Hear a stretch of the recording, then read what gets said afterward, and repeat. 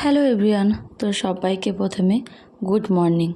খুব সকাল এখন মিনিমাম হয়তো 5টা কি 5:30 বাজে। তো আজকে একটু তাড়াতাড়ি উঠি, উঠি রোজই 6টার মধ্যে উঠে যাই, আজকে একটু বিশেষ দরকার, ওই জন্য আজকে আর একটু তাড়াতাড়ি উঠলাম। তো 5:30টার দিকে উঠেছি, উঠে দেখো নিচে চলে এসেছি, এসে তো উঠোনটা দেখালাম, উঠোনটা ঝাড় দিতে হবে। তো উঠোন ঝাড় দিয়ে এসে এই যে ঘরটা ঝাড় দিয়ে নিলাম। তো সকালের বাসি গাছ টুকটাক থাকে ঘরের সামনে, একটু জল দিয়ে ধুয়ে নিলাম। তো নিচের কাজগুলো করে এসে ওপরে আসলাম, দেখছি ছেলে এখনও ঘুমাচ্ছে। আর আজকে আমার ছেলের এক্সাম আছে, ওই জন্য একটু তাড়াতাড়ি সারতে হবে। তো ও ঘুমাচ্ছে বলে আমাকে যত তাড়াতাড়ি করতে পারি। তো এই ওপরের ঘরটাও ঝাড় দিয়ে নিলাম। কত দিন হলো একটু ঝাড় দেওয়া হয় না, কারণ সেরকম সময় পাওয়া হয় না, তাড়াহুড়ো থাকে, বেশ কয়েকদিন ধরে একটু দৌড়াদৌড়ি চলছে। তো ভাবলাম আজকে একটু সময় আছে, তো আজকে একটু ঝাড় দিয়ে নিই, কারণ ছেলে ঘুমাচ্ছে। তো আমার এদিকে চান টান করে আসলাম, সব কাজ টাজ সেরে।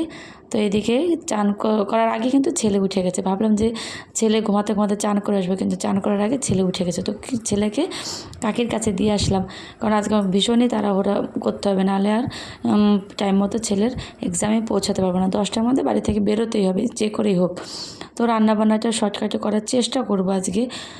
মাছ নেই আজকে, দেখি কী করা যায়। তো এখানে সব কাজ টাজ করে এসে ওপরের চান দান করে এসে এখানে শ্বশুরমশাইয়ের জন্য চা বসিয়ে দিয়েছি। এই দেখো শ্বশুরমশাই এখন চা খাবে। তো শ্বশুরমশাইকে চা বানিয়ে দিয়ে এসে আমি পুজো করতে বসে গেছি। যত তাড়াতাড়ি আজকে করতে পারি, সবসময় বলতে হয় যে তাড়াতাড়ি, কারণ আজকে সত্যি খুব তাড়া আমার। তো এখানে পুজোটা করে নিলাম।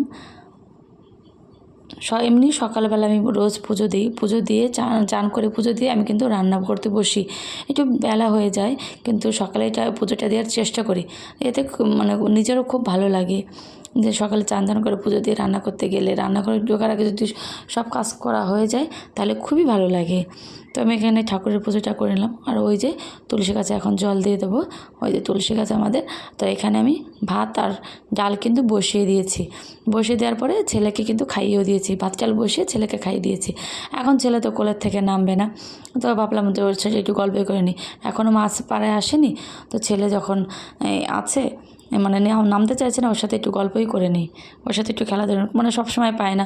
ওকে কিন্তু রেখে যাব, কারণ রোদ গরম ওকে নিয়ে যাব না, একটু খুব চঞ্চল এক জায়গায় স্থির থাকে না। ওকে নিয়ে গেলে ও হয়রানি হবে, আমিও হয়রানি হব, ওই জন্য ওকে ভেবেছি রেখেই চলে যাব।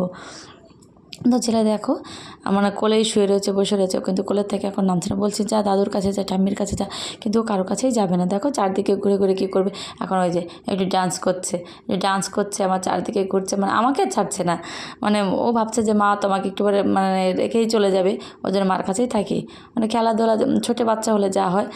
তো এই দেখো এখানে কিন্তু আমি রান্না কিন্তু বসিয়ে রান্না করাও শুরু হয়ে গেছে। ডাল আর ভাত বসিয়েছি, ডাল আমার সেদ্ধ হয়ে গেছে, রান্না করছি টুকটুক করে। দেখি ওরা এই ডাল রান্না করতে করতে মাছ আসে নাকি। ভেন্ডি সেদ্ধ আর ডাল কিন্তু আমি আগেই রান্না করে নিয়েছি, তারপরে যখন মাছ আসবে তারপরে মাছ রান্না করব। তো কিছু করার নেই, তাড়াহুড়ো করে করতেই হবে, যেহেতু ছেলের এক্সাম আছে, যত তাড়াতাড়ি করতে পারি তত তাড়াতাড়ি যেতে হবে। তো আমি আবার দেখছিলাম যে মাছ কি আসে নাকি। তো এই দেখো বলতে বলতে শ্বশুরমশাই কিন্তু মাছ নিয়ে চলে এসেছে। তো বাড়িতে পাড়ায় হালদার আসে, তাদের কাছ থেকে মাছ রাখা হয়। তো দেখো মাছগুলো ধুয়ে নিয়ে এসে চলো এখন মাছগুলো ধোবো। তো মাছ দিয়ে তাড়াতাড়ি করে, এই যে মাছগুলো ধোয়া হয়ে গেছে, তাড়াতাড়ি করে একটু রান্না করে নেব। মাছগুলো ধুয়ে রান্না করি চলো। তো রান্না টান্না হয়ে গেছে, তো ছেলেকে আমি তাড়াতাড়ি করে খাইয়ে দিচ্ছি, 10টা কিন্তু বেজে গেছে, ও চান হয়ে গেছে, ওকে রেডি করে দিয়েছি আমি। তো ভিডিওটা কেমন লাগলো বলো, আবার দেখাবে নতুন কোনো ভিডিও।